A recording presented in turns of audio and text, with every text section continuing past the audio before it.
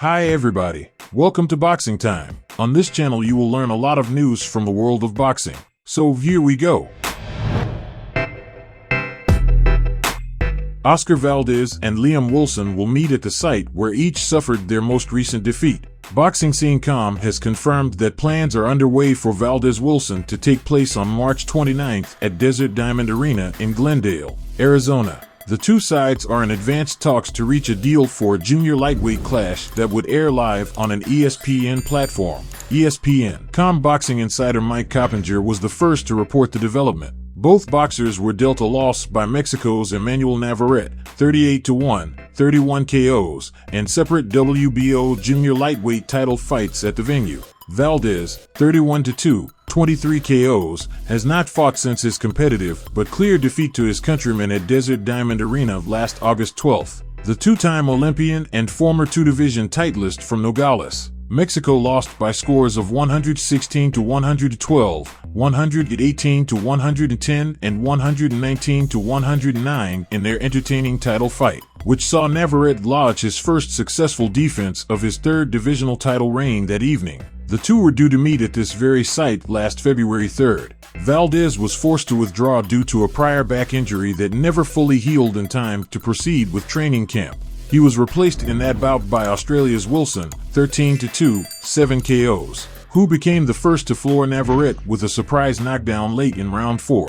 The visiting Queensland boxer was unable to maintain the momentum. Navarrete rallied to drop and stop Wilson in the 9th round of their vacant WBO junior lightweight title fight. Wilson has since won 2 in a row in his Australia homeland. Both fights went the 10-round distance, the most recent in a competitive decision victory over countryman Jackson John England, 15-3, 8 KOs, last December 15th in Permont. This will mark Wilson's second in the U.S., both at the same location.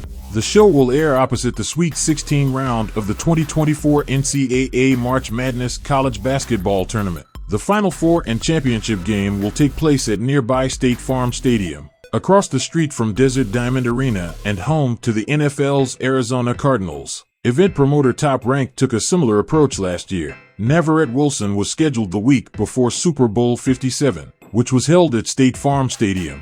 Valdez has childhood roots in Tucson, Arizona, roughly 2 hours from the greater Phoenix area where the 33-year-old remains a popular draw.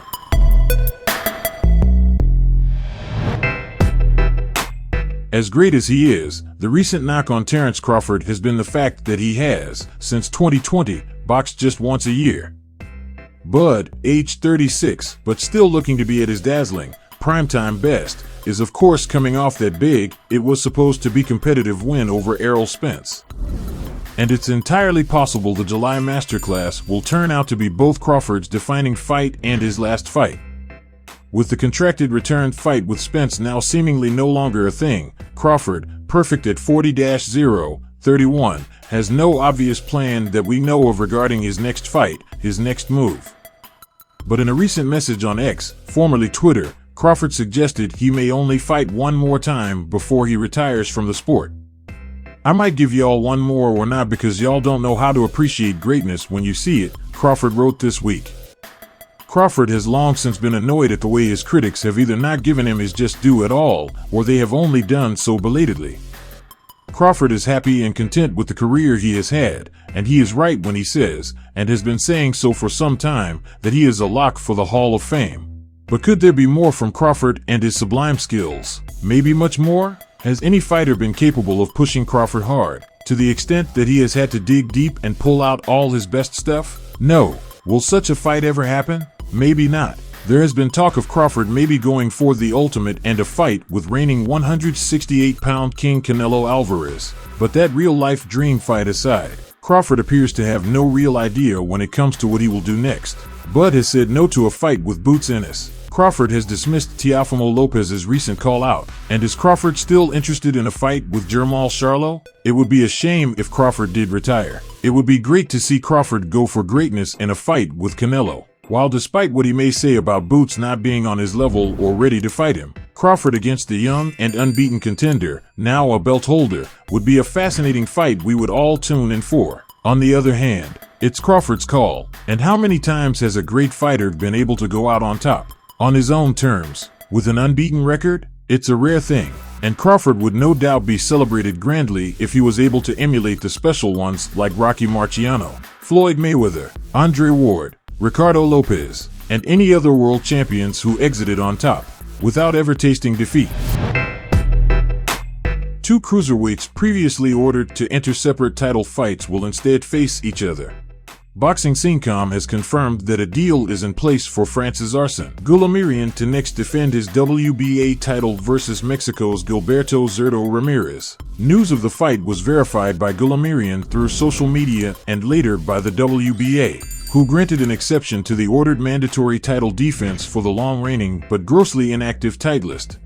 Goulamirian was previously ordered to next face former two-time title holder Uniel Dorticos. The matchup was parked for several months, with this ruling now shedding light on that development.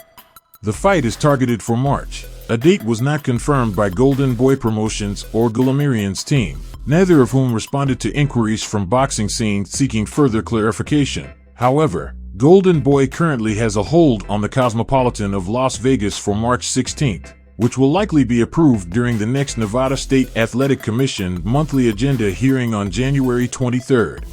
Ramirez, 45-1, 30 KOs, appeared at that very venue in his last bout, a 10-round points win over former WBO light heavyweight titleist Joe Smith Jr. Their October 7th bout saw Ramirez, a former WBO super middleweight title holder, make his cruiserweight debut, though contested a contracted 193-pound weight limit. It marked the first ring appearance for the 32-year-old southpaw from Mazatlan, Mexico since a November 2022 lopsided defeat to WBA light heavyweight titleist Dimitri Bivol in Abu Dhabi. Ramirez was due to face Gabriel Rosado last March, but was pulled from the DAZN event when he entered fight week well over the light heavyweight limit.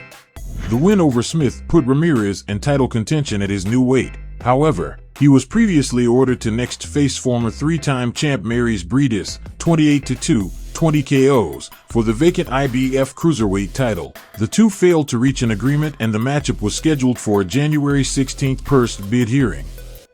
Goulamirian, 27-0, 18 KOs, has held the full WBA cruiserweight title since 2019. Upon the divisional departure of former undisputed champ Oleksandr Usyk, 21-0, 14 KOs, who has since claimed the unified WBA, IBF, and WBO heavyweight titles.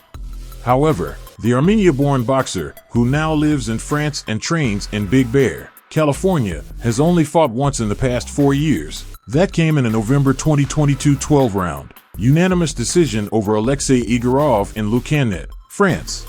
An unhealthy mixture of injuries and legal issues beyond his control has slowed his reign to a crawl. Goulamirian was due to face Tommy McCarthy on September 10th in Marseille, but the event was cancelled due to a bizarre scenario where Canal+, the network who agreed to air the event, abruptly bowed out of the sport altogether. Goulamirian was also rumored to be in talks with England's Richard Riakporhe last year, though the fight never materialized.